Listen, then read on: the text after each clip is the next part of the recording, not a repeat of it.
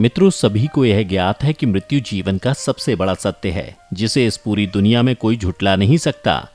सनातन धर्म में ऐसा कहा जाता है कि जिस मनुष्य की मृत्यु होती है उसकी आत्मा स्वर्गलोक या फिर नरकलोक जाती है।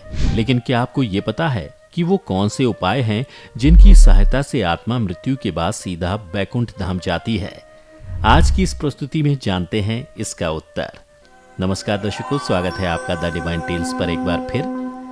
बता दें कि यह मान्यता है कि मृत्यु के बाद भी एक लोक है जहां पाप और पुण्य का लेखा जोखा होता है। पृथ्वी लोक पर किए गए पुण्यों के बदले आत्माओं को स्वर्ग या वैकुंठ प्राप्त होता है और पाप करने वाले पापियों को नरक की यातना झेलनी पड़ती है। हर उच्च विचारों वाला मनुष्य इसी प्रयास में लगा रहता है कि उसके हाथों कोई पाप ना हो जाए, किंतु कभी कभी हम जाने अनजाने में गलत कार्य कर लेते हैं। ऐसे में वह सोचता है कि क्या मृत्यु के बाद उसे वैकुंठ की प्राप्ति होगी या नहीं। लेकिन मित्रों, उससे पहले आपको बता दें कि आखिर वैकुंठ धाम है कहां। सनातन धर्म में बताया गया है कि कैलाश पर महादेव ब्रह्मलोक में ब्रह्मदेव का वास है। उसी तरह श्री हरि यानी भगवान विष्णु का निवास वैकुंठ को कहा जाता है। बता दें कि वैकुंठ लोक की स्थिति 3 जगह बताई गई है: धरती पर, समुद्र में और स्वर्ग के ऊपर। प्रभु श्री कृष्ण के बाद इसे गोलोक भी कहने लगे। अब क्योंकि श्री कृष्ण और श्री हरि एक ही हैं, इसलिए श्री कृष्ण के निवास स्थान को भी वैकुंठ कहा जाता है। पृथ्वी पर बद्रीनाथ, जगन्नाथ और द्वारिकापुरी को भी वैकुंठ धाम कहा जाता है। भारत के उत्तर में स्थित बद्रीनाथ धाम मंदिर श्री हरि का दरबार माना जाता है। वहीं दूसरे वैकुंठ की स्थिति पृथ्वी के बाहर बताई गई है। इसे संपूर्ण ब्रह्मांड से बाहर और तीनों लोकों से ऊपर बताया गया है। यह धाम दिखाई देने वाली प्रकृति से 3 गुना बड़ा माना गया है। यहाँ श्री हरि अपनी 4 पटरानियों श्री देवी, भूदेवी, नीला और महालक्ष्मी के साथ निवास करते हैं। बता दें, इसी वैकुंठ के बारे में कहा जाता है कि मृत्यु के बाद विष्णु भक्त पुण्यात्मा यहाँ पहुंच जाती है।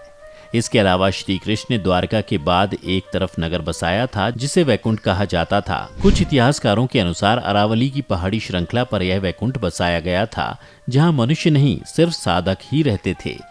मित्रों, ऐसा माना जाता है कि वैकुंठ में आत्मा कुछ काल के लिए सुख को प्राप्त करती है, परंतु सुख भोगने के बाद उसे पुनः मृत्यु लोक में आना होता है।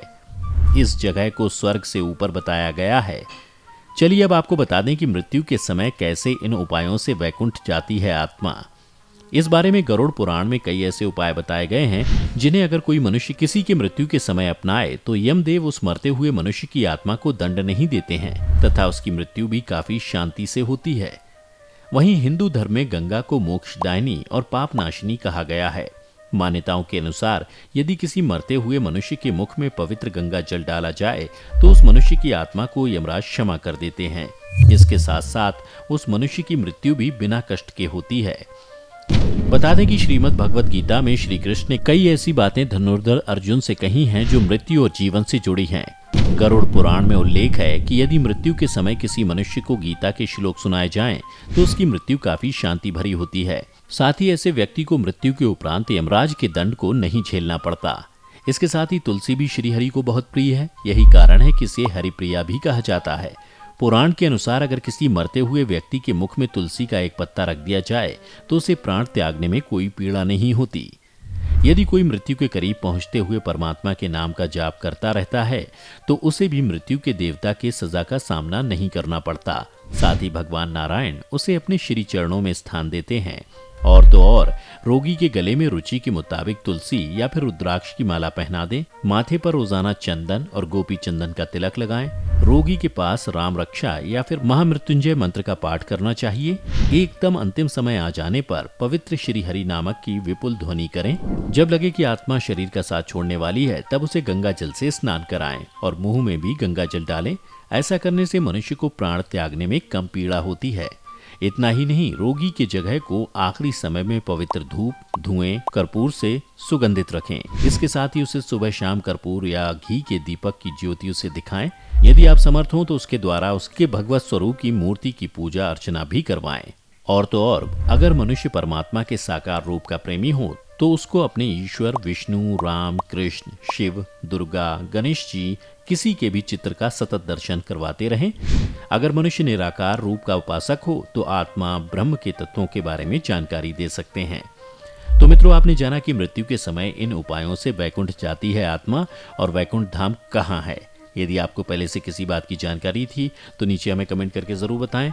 आज की इस वीडियो में बस इतना ही। हम उम्मीद करते हैं कि हमारी वीडियो के जरिए आपको कई सवालों के जवाब मिल गए होंगे। अगर ये वीडियो पसंद आई हो तो इसे लाइक और शेयर ज़रूर कीजिएगा। अगर आपने हमारे चैनल को सब्सक्राइब नहीं किया है तो ज़रूर करिए। इसके साथ ही मुझे दें इजाज़त। इस वीडियो को अंत तक देखने के लिए आपका बहुत बहुत शुक्रिया।